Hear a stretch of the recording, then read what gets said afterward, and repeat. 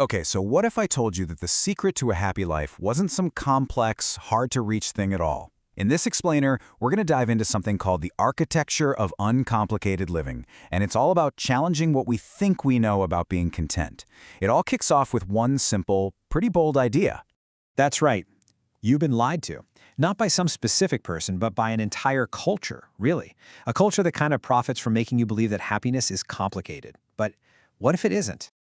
I mean, think about it. The whole self-help world thrives on complexity, right?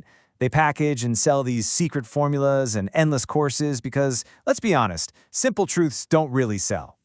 The real idea here is that life itself is actually ridiculously simple. All that complexity, it's just an illusion that's been sold to us. So, if life is so simple, why doesn't it feel that way? Well, it's because we get caught in something called the happiness trap. These are like these invisible cycles that just keep us spinning our wheels, getting nowhere.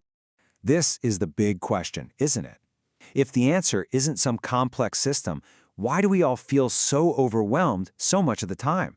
Well, the answer actually lies in a couple of really powerful psychological ideas. First up is this thing called the hedonic treadmill. You know how this goes. You get the promotion, you buy the new car, you hit that major goal, and you feel amazing for a little while. And then, almost like magic, your happiness level just goes right back to where it started. You're running faster and faster, but you're staying in the exact same place.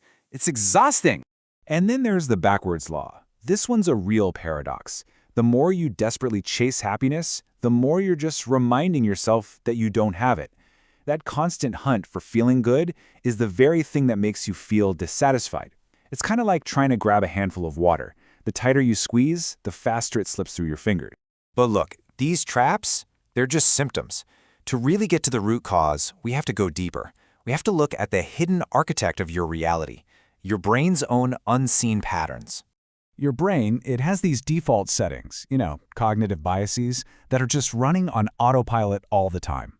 They're constantly filtering and interpreting the world around you, quietly editing your reality without you even noticing. This is the real source of all that complication we feel. Here's a perfect example for you. Illusory superiority. It's pretty much a built-in feature of the human brain.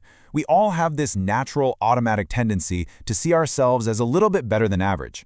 It's not about being arrogant. It's just a cognitive pattern that runs in the background, shaping how we see ourselves. So, does any of this ring a bell? I mean, statistically, almost everyone thinks they're a better than average driver. And most of us also believe we're less biased than the average person, which of course is a bias in itself. These aren't character flaws, not at all. They're just these invisible patterns doing their thing. And just seeing them, that's the first huge step. Okay, so what do you do with all this? Once you can actually see these patterns, you get to make a choice. You can shift from being a passenger in your own life to becoming the driver. You can actually take control of your experience. Just think about the difference for a second. The passenger is just caught up in all the noise, always chasing the next good feeling, constantly just reacting to whatever life throws at them. But the driver? The driver sees the patterns. They don't chase happiness, they choose a direction. They don't just live life, they get to be the architect. So when you boil it all down, it really comes down to these 4 steps. First, you uncover the lie that life has to be so complicated. Second, you see the treadmill for what it is. Third, you learn to name the biases that are quietly editing your reality. And finally, you take the wheel. And in the end, this isn't about learning some other complex system to fix everything. It's actually about developing the awareness to see what's already there, to find the simple truth that's been buried under all that noise. So this isn't a formula, it's a framework for seeing things differently. Now that you can see the invisible architecture that's been shaping your life, what are you going to choose to build?